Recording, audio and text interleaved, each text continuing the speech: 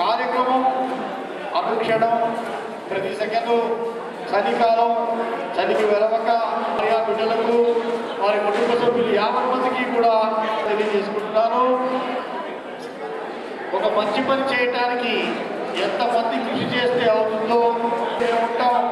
శ్రీనివాసరావు గారు మీరు ముందుకు నడవండి అంటూ నా వెనకాల కొండ తండగా నిలబడి ఈ సంవత్సరం కూడా 10వ కళ్యాణ సంబరం కార్యక్రమాన్ని దిగ్విజయంగా నిర్విఘ్నంగా జరిపింపజేసినందుకు వారందరికీ మరొకమారు ప్రత్యేకంగా కృతజ్ఞతలు తెలియజేసుకుంటున్నాను మా కార్యకర్తలకు.